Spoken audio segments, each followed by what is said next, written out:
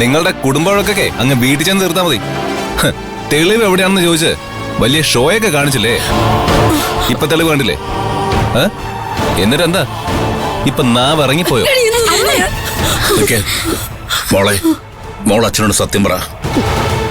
ഇവരീ കാണിച്ചതൊക്കെ സത്യമാണോ? മോള് മന്ദിരത്തോപ്പിൽ പോയിരുന്നു?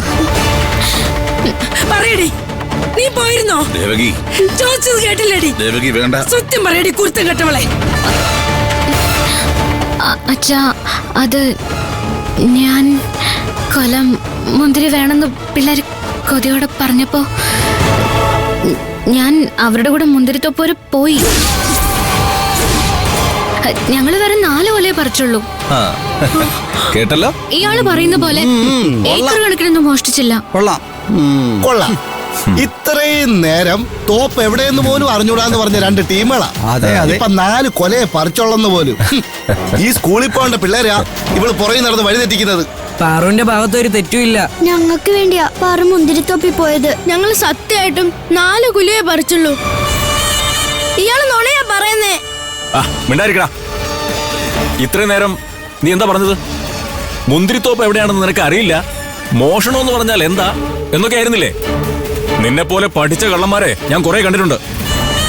എന്റെ അടുത്ത് നിന്റെ നമ്പർ ഒന്നും ഉറക്കണ്ട. ചേട്ടന് ഇപ്പൊ പറയാനൊന്നുമില്ലേ?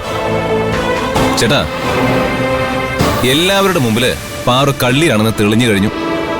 ഇനി വെറുതെ തർക്കിക്കാൻ നിൽക്കാതെ എല്ലാവരുടെ മുന്നിൽ വെച്ച് സുന്ദരേശനോട് മാപ്പ് പറഞ്ഞിട്ട് അയാൾക്ക് നഷ്ടപരിഹാരം കൊടുക്കുന്നതാണ് ബുദ്ധി. ഈ വീഡിയോ ആരാ എടുത്തത്? ആ സാക്ഷിയോട് ചോദിച്ചാൽ അറിയാലോ ഇവരെത്രമാത്രം മുന്തിരിയാ കൊണ്ടുപോയെന്ന്. നിങ്ങൾക്ക് സാക്ഷിയല്ലേ വേണ്ടത്? ഞാൻ തന്നെയാണ് സാക്ഷി. ഞാൻ തന്നെയാണ് വീഡിയോ എടുത്തത്. ഇവരാ മുന്തിരിത്തോപ്പിലുള്ളത് മുഴുവൻ മോഷ്ടിക്കുന്നത് ഞാൻ കണ്ടതാ. തെളിവില്ലാതെ സാക്ഷി പറയാൻ വന്നാ നിങ്ങൾ എന്തെങ്കിലും ന്യായം പറയുമെന്ന് അറിയാവുന്നത് കൊണ്ടാ ഞാൻ ആ വീഡിയോ എടുത്തത്. ഈ തെളിവ് മതിയോ? അതോ മാർക്കറ്റിൽ ഇവളുടെ കയ്യിൽ നിന്ന് മുന്തിരി വാങ്ങിയ ആളെ കൊണ്ട് സാക്ഷി പറയിപ്പിക്കണോ? വേണമെങ്കിൽ പറഞ്ഞാൽ മതി കേട്ടോ. അവരും സാക്ഷി പറയാൻ തയ്യാറാ. ഇയാള് നുണ പറയാ അച്ഛാ. ഞങ്ങൾ കൊതി തോന്നിയപ്പോ 4 കൊല പറിച്ചു എന്ന് മാത്രമേ ഉള്ളൂ. എന്നെ എല്ലാവരുടെ മുന്നിൽ കളിയാക്കാൻ വേണ്ടിയാ ഇയാൾ ഇതൊക്കെ പറയുന്നേ. ഇയാള് പറയുന്നൊന്നും വിശ്വസിക്കരുത് അച്ഛാ. തെളിവുകളും സാക്ഷികളും ഒക്കെ നിരത്തിയ സ്ഥിതിക്ക് ഇനി ഇവരുടെ കാര്യത്തിൽ എന്താണ് പ്രതാപൻ മുതലാളി ചെയ്യേണ്ടത്? സാറേ, ഇവർക്ക് തിരിച്ചറിവില്ലാത്ത പ്രായമല്ലേ, ഇവരെ അങ്ങ് വെറുതെ വിടാം. ഇതിനെല്ലാത്തിനും കാരണക്കാരി ഈ പാറുവ. പാറു വരുത്തി വെച്ച നഷ്ടം തീർക്കാൻ സുന്ദരേശന് 1 മാസത്തിനുള്ളിൽ 50,000 രൂപ ജനകൻ ചേട്ടൻ കൊടുത്തു. പ്രതാപൻ മുതലാളി പറയുന്ന പോലെ ചെയ്താ കേസ് രജിസ്റ്റർ ചെയ്യാതെ ഞാൻ നോക്കിക്കോളാം. ഞാൻ FIR എഴുതി കഴിഞ്ഞാ കൊച്ചിന്റെ ഭാവി പോവേ. പെൺകുട്ടികളെ അഴിച്ചുവിട്ട് വളർത്തിയാ ഇങ്ങനെ ഇരിക്കും. ഇവളെ പോലുള്ള മക്കളെ നല്ല തല്ലു കൊടുത്ത് വളർത്തണം. അല്ലെങ്കിൽ ഇതുപോലെ ഒരു എല്ലുകൂടി ഇതിന്റെ ഗുണം കാണിക്കും. ജനകൻ ചേട്ടാ, ഈ പാറുവിനെ നാണം കെടുത്തണമെന്നുള്ള ഉദ്ദേശമൊന്നും എനിക്കില്ല. മര്യാദയ്ക്ക് സുന്ദരേശന് കൊടുക്കാനുള്ള കാശ് കൊടുത്ത് നിങ്ങൾ പ്രശ്നം പരിഹരിക്കാൻ നോക്ക്. പിന്നെ കാശ് കൊടുക്കാൻ എന്തെങ്കിലും സാവകാശം വേണമെങ്കിൽ എന്നോട് ചോദിച്ചാൽ മതി. നിന്റെ ഔദാര്യ ഉപദേശമൊന്നും എനിക്ക് വേണ്ട.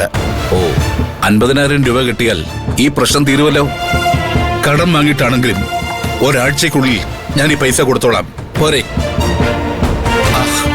വീട്ടിലിപ്പോ ചെറുക്കന്റെ വീട്ടുകാർ എത്തിയിട്ടുണ്ടാവും. അവരെ അവിടെ നിർത്തുന്നത് ശരിയല്ല.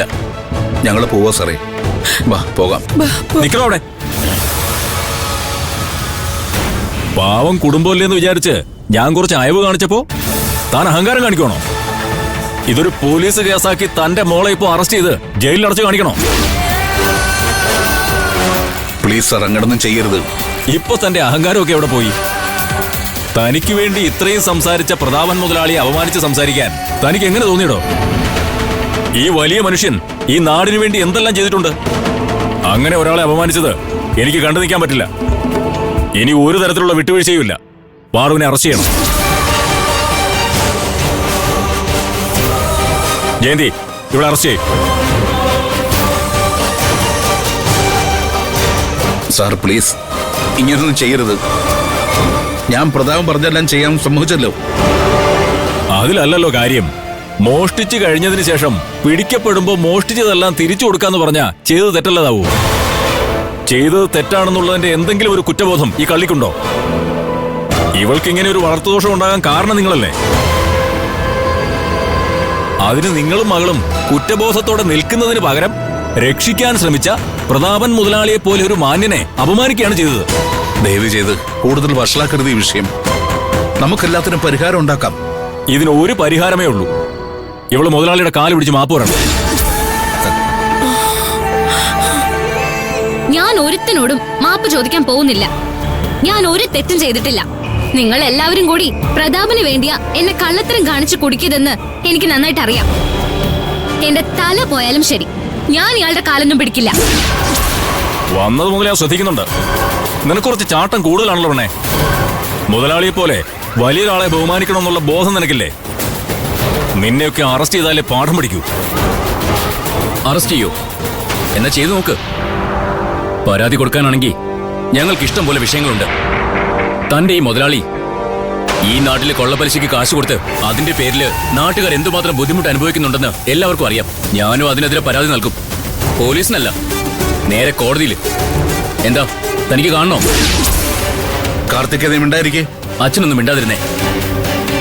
നാട്ടിലുള്ളവരെല്ലാം കൊള്ളയടിച്ച് മാന്യനാണെന്ന് അഭിനയിച്ച് നടന്ന നമ്മളെല്ലാവരും പേടിക്കുന്ന അയാളുടെ വിചാരം. എടോ ജനക, തന്റെ മോനെ നിയന്ത്രിക്കുന്നതാ നല്ലത്. ഒരേ സമയം രണ്ടു മക്കളും സ്റ്റേഷനിൽ കിടന്ന വലിയ നാണക്കേടാവും. ഭീഷണിപ്പെടുത്തൊന്നും വേണ്ട. താൻ കേസ് കൊടുക്കണമെങ്കിൽ കൊടുത്തു. ഞാൻ കോടതിയിൽ സത്യം തെളിയിച്ചോളാം. അപ്പോ നീ മുതലാളിയുടെ കാല് പിടിച്ച് മാപ്പ് ചോദിക്കില്ലല്ലേ? പറ്റില്ല. നിങ്ങളെ കൊണ്ട് പറ്റുന്ന എന്താന്ന് വെച്ചാ ചെയ്തോ. എന്നാ പിന്നെ അറസ്റ്റ് ചെയ്യാം അല്ലേ? ജയന്തി, വിലങ്ങ് വെച്ചേക്ക്. നിക്ക്. അറസ്റ്റ് ചെയ്യേണ്ട കാര്യമൊന്നുമില്ല. എന്റെ മോഡൽ തെറ്റും ചെയ്യില്ല എന്ന് എനിക്ക് നന്നായിട്ടറിയാം. പക്ഷേ ഇവളെ അറസ്റ്റ് ചെയ്തിരിക്കാൻ വേണ്ടി അവൾക്ക് പകരം ഞാൻ പ്രതാപന്റെ കാല് വീട് മാപ്പി ചോദിക്കാം. നിങ്ങൾക്ക് എന്താ ഭ്രാന്ത് പിടിച്ചോ?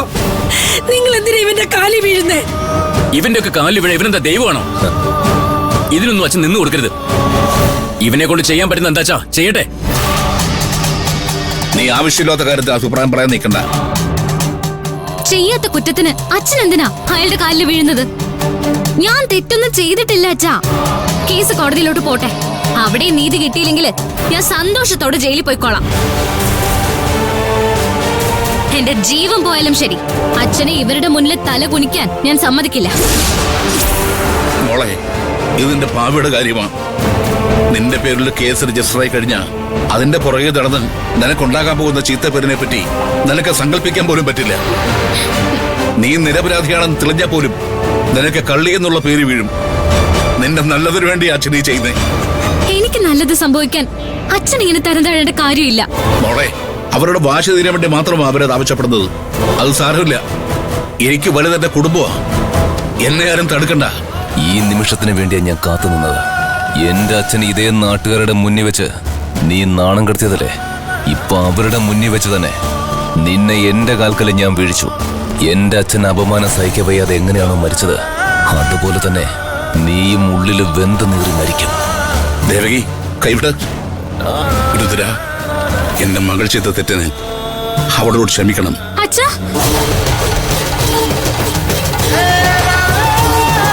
അച്ഛാ വേണ്ട.